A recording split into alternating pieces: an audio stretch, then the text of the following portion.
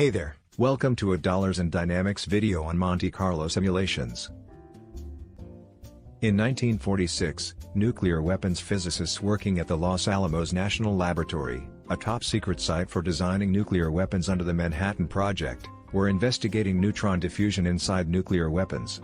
To design a nuclear weapons properly, it is necessary to predict how the neutrons will be distributed throughout the system.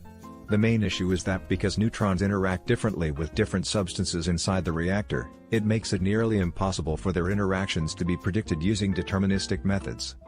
It was Stanislaw Ulam, a Polish mathematician, who proposed using random experiments to solve the problem, inventing the modern version of the Monte Carlo method.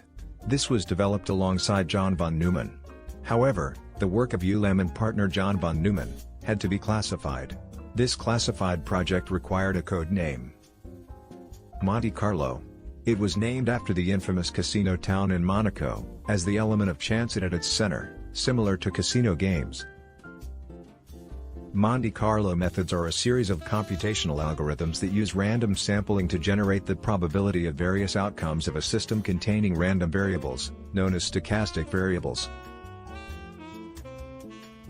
We can use the Monte Carlo method to solve the radioactive decay problem. The number of nuclei that transition are given by the following expression, where n is the number of nuclei and t is time. The probability p of a nucleus to transition for a small period delta t is given by the following equation, where tau is the mean lifetime of a nuclei. For a longer time period, integrating the previous equation over the time period gives the following equation. If r, a random number between 0 and 1, is smaller than p, the nucleus transitions, and if not, it doesn't. This plots a graph that gives the number of nuclei that haven't transitioned, and by repeating this experiment, and linearizing the curve, we can estimate the average half-life for the nucleus of a given element. Monte Carlo methods have many applications to finance and other fields. We are going to discuss how to use Monte Carlo methods to model option prices. An option is a financial instrument that gives the buyer the right, but not the obligation, to purchase or sell the underlying asset at a predetermined price, known as the strike price, for a specified time period. There are two different types of options, call options and put options. It is important to note that when purchasing an option, it is for 100 shares of the underlying asset. A call option gives the buyer of the contract the right, but not the obligation, to buy an asset at the lower strike price. Call options are purchased when an investor believes that the value of the underlying asset is going to increase. A put option gives the buyer of the contract the right, but not the obligation, to sell an asset at the higher strike price. Put options are bought when an investor speculates a price drop in the underlying stock.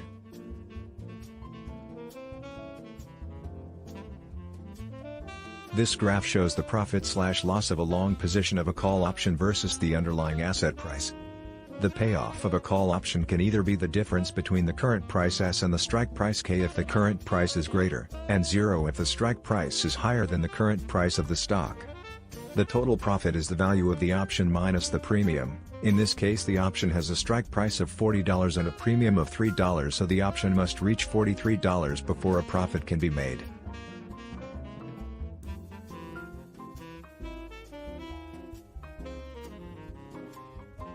After having watched the Dollars and Dynamics videos, you are confident that you can invest your money wisely, and decide to invest in JP Morgan call options. JPM is trading at $132 and, according to your calculations, is going to reach at least $136 by the end of the month. You purchase a call option for 1 month with a strike price of $126, at a $10 premium. The stock reaches $143 by the end of the month. Pause the video and try and calculate the total profit and return. The profit is the current share price of $143, minus the strike price and premium. The return is the profit divided by the cost of the initial investment. Key concepts, baby. Risk-free rate. The risk-free rate is the theoretical rate of return of an investment with zero risk, such as government bonds. The value of investments can be estimated by discounting the future return by the risk-free rate. Volatility depicts the amplitude that a given asset's daily returns oscillates about its mean price over a period of time. and is calculated by the standard deviation of the daily returns divided by the square root of number of periods in a specific time frame. Option prices are proportional to volatility, as the possible loss is limited by the premium, no matter how far the underlying stock price drops. The potential profit is proportional to the stock price and can increase drastically. European options can only be exercised at the expiration date. American options can be exercised at any time before or at the expiration date.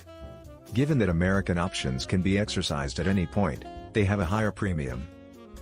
How do we apply all these concepts to Monte Carlo simulations? This is the equation which is derived from exponential Brownian motion. If you want to learn more about Brownian motion, you can watch our previous videos. This equation, known as a stochastic differential equation, or SDE. ST is the price of the option at time t, mu is the average drift percentage of the underlying asset, sigma is the implied volatility, and W is Brownian motion. The solution to the stochastic differential equation is given by the following equation. The first term in the exponential represents the drift rate of the asset, which is the mean percentage change over time, and the second term is its random oscillation. The stock price is simulated n times, and the price of the option is found by averaging the discounted option payoff by the risk-free rate. This graph shows Monte Carlo simulations for an asset price. We can see how well this depicts the random walks of the asset's price.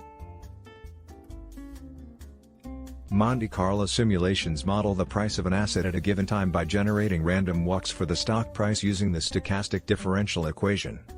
This gives a normal distribution of the stock prices, which can be used to find the call and put option price. This might seem a bit confusing, so here is how to model Monte Carlo simulations for European options on Excel.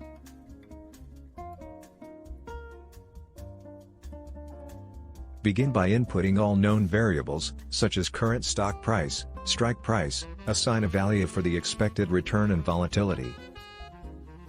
Calculate the time period in years, the return and volatility for those time periods. Add around 1,000 simulations, the more the better.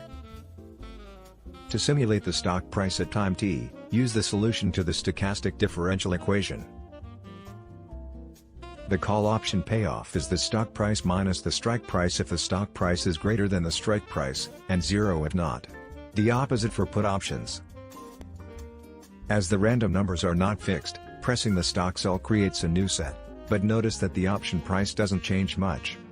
Average the payoff values and discount them by the risk-free rate to get both put and call option prices. Thank you for watching, and don't forget to like and subscribe.